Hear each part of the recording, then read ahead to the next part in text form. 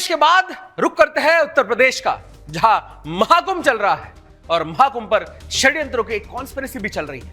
कुंभ की भगदड़ को नाकामी बताने वाले इकोसिस्टम के लिए बुरी खबर है, क्योंकि भगदड़ की साजिश से अब परतें धीरे धीरे खुलने लगी है। योगी सरकार ने सुदर्शन के दावे पर मुहर लगा दी है।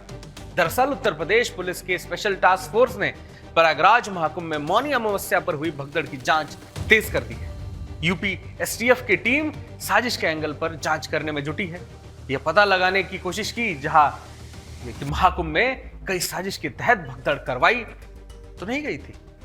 अपनी जांच के तहत यूपी एसटीएफ संगम नोस के आसपास सक्रिय मोबाइल नंबरों का डेटा खंगाल रही है। महाकुंभ मेला क्षेत्र के डीआईजी वैभव कृष्ण ने कहा कि मौनी अमावस्या के दिन हुई भगदड़ कई साजिश तो नहीं है। इस एंगल से भी जांच की जा रही है, क्योंकि कई इनपुट ऐसे आए हैं जो इस ओर इशारा कर रहे हैं। देखिए आप हमारी ये स्पेशल रिपोर्ट।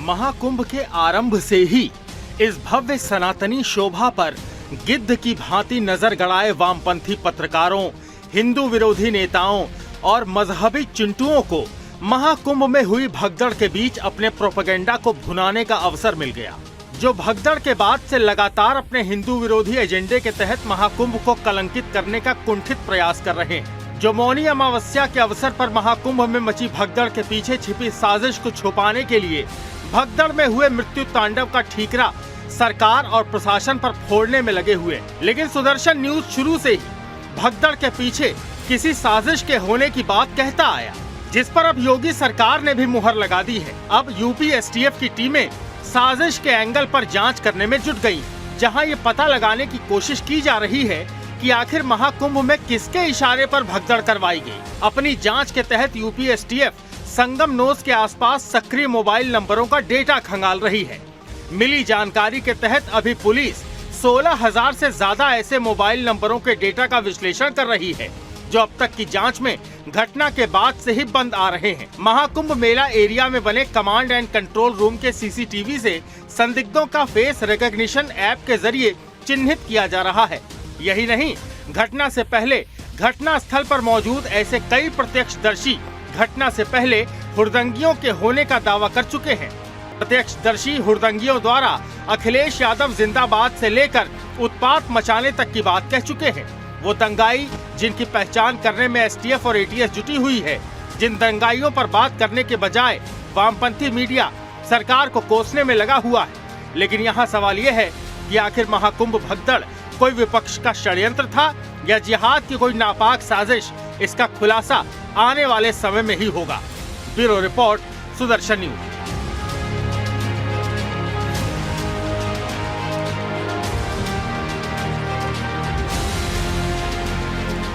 सुदर्शन खोखले दावे नहीं करता। जिस दिन महाकुंभ के संगम नोस पर भगदड़ हुई, हमारे विश्लेषण ये साफ बता रही थी कि कुछ तो गड़बड़ है, कोई तो षड्यंत्र है। हमारी टीम लगातार संगम नोस पर तैनात है। हमने भगदड़ वाली घटना के विटनेसेस से खुलकर बात की है। क्या बताया लोगों ने, आप भी सुनकर सोच में पड़ जाएंगे। 4-5 आकर के पानी में, वो जल में जो है मार हल्ला गुल्ल मचाने लगे, पानी इधर उधर फेंकने लगे एक दूसरे पे। और जो है वहाँ से जब चले हैं रास्ते में तो यहाँ दौड़ के आगे, वहाँ दौड़ के आगे, इसी तरीके में वो सब भगदड़ में ये सब गिरे लोग। नहाने के बाद जैसे देखा, कुछ लड़के थे, लगभग 6-7 लड़कों का ग्रुप था। वो हुड़दंग टाइप का मचा रहे थे नहाते वक्त भी, और बाहर निकले तो शोर मचा रहे थे। अब पीछे पब्लिक है काफ़ी ज़्यादा, शोर मचाओगे एकदम, कुछ अनशन बोलोगे, भागो या धक्का दोगे किसी को, भागने के लिए भी बोल रहे थे। भीड़ का हिस्सा मैं भी था, आगे पीछे 1-2 अली का फर्क रहा होगा, और मैं अपने परिवार के साथ सुरक्षित अपने आश्रम में आ गया हूँ। 3 किलोमीटर चलने के लिए मुझे 4 घंटे लगे और सुरक्षित आ गया हूँ। और इसमें ना प्रशासन की गलती नहीं मानता हूँ मैं। प्रशासन ने ना चारों तरफ गंगा घाट बनाए हुए हैं, आप स्नान कर सकते हैं। भीड़ तो थी और हम लोग सभी श्रद्धालु आराम से जा रहे थे, किसी को कोई कष्ट नहीं था। एक दूसरे से सटके भी जा रहे थे तो आराम से जा रहे थे। तभी पीछे से हुड़दंग की आवाज़ आई, कुछ लोगों की, जो पता नहीं क्या बोल रहे थे, भगवान का नाम नहीं ले रहे थे पर कुछ बोल रहे थे। ऐसा हमें समझ में नहीं आया कि वो लोग क्या बोल रहे हैं। हमारी संवाददाता लावनी विनीत जी ने मेला पहुंचे श्रद्धालुओं से जब षड्यंत्र वाले एंगल पर सवाल पूछे तो उन्होंने क्या बताया, सुनिए। अराजक तत्व तो शामिल थे। सहारनपुर से ही हम आए थे पिछली बार मौनी अमावस्या को, तो ट्रेन में गुंडागर्दी कर टिकट वालों को बाहर निकालो और दारू चल रही है, उसमें हुक्के चिलम चल रहे हैं। तो आप मानते हैं कि महाकुंभ में भी ऐसे लोग आए? उसमें कोई लाल झंडा लेके थे, कोई हरी टोपी, किसान के रूप भेष में, एक तरह से काले नेमी थे, वो किसान नहीं थे, काले नेमी है। और जो टिकट वाले यात्री थे उन्हें जबरदस्ती धक्के मार मार कर बाहर निकाले। महिलाओं के साथ भी अभद्रता की उन्होंने, ट्रेनों में भी। तो देखो अराजक तत्व तो थे, ऐसी बात नहीं। हाँ, वो तो योगी जी को, मोदी जी को कलंक लगाने के लिए, तो किसी भी तरह जो कलंक लगे, और बहुत से कर रहे कि अखिलेश जिंदाबाद और झंडे लहराते हुए वो जो आ रहे थे, हमने भी देखा, वीडियो भी देखी, और काफी थे। अब किसे किसे क्या, कोई लाल झंडा दिखा रहा, कोई कुछ दिखा रहा, और महिलाओं के ऊपर, बच्चों के ऊपर ऐसे चढ़ते चले जा रहे थे। उस टाइम हम वहीं पे थे, और घाट से आ रहे थे स्नान करने के लिए। संगम नोस पर साजिश के संकेत क्या है, ये जानना भी जरूरी है। दरअसल तमाम ऐसे संदिग्ध ट्रेसेस मिले हैं जिसमें षड्यंत्र की बात को बल मिल रहा है। बस कड़ियों को जोड़कर देखने की जरूरी है। एसटीएफ भी इतने तमाम बिंदुओं की पड़ताल में जुटी है। संगम नोस के मोबाइल डेटा की जांच की जा रही है, क्योंकि 16,000 मोबाइल भगदड़ के बाद बंद है। इसके अलावा पूरे इलाके के सीसीटीवी खंगाले जा रहे हैं, ताकि हुड़दंगियों की मौजूदगी की जांच हो सके। कई संदिग्ध की भी तलाश की जा रही है। योगी सरकार इन घटनाओं को लेकर काफी चिंतित है, इसलिए जांच के आदेश दिए गए। षड्यंत्र वाली कॉन्स्पिरेसी ही नहीं, महाकुंभ पर भ्रम का भंवर जाल भी फेंका है। हम ऐसा क्यों कह रहे हैं, यही सोच रहे हैं ना आप? आइए समझाते हैं आपको ग्राफिक्स के माध्यम से। अब आप देखिए, महाकुंभ पर भ्रम का भंवर जाल। अखिलेश यादव ने महाकुंभ की व्यवस्था पर सवाल उठाए थे, जो कि हमने आपको जागो के पिछले एपिसोड में भी दिखाए थे कि कैसे। फिर उसके बाद मल्लिकार्जुन खड़गे ने महाकुंभ विरोधी टिप्पणी की थी कि भाई वहां सब ठीक है।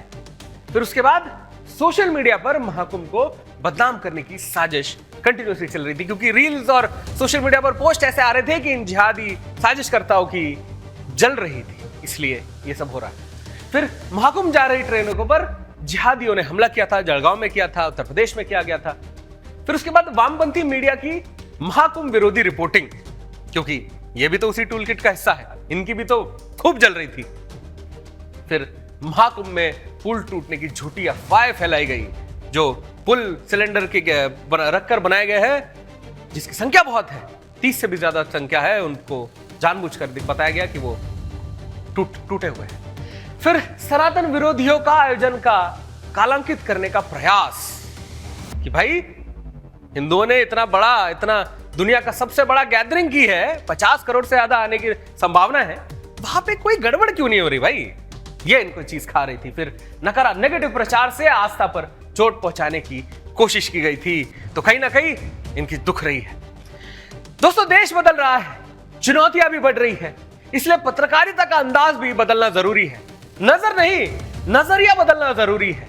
टीआरपी की रेस और एजेंडा प्रोपेगेंडा वाली पत्रकारिता से आगे बढ़कर देश हित वाली राष्ट्रवादी पत्रकारिता का ट्रेंड बनाना ही पड़ेगा।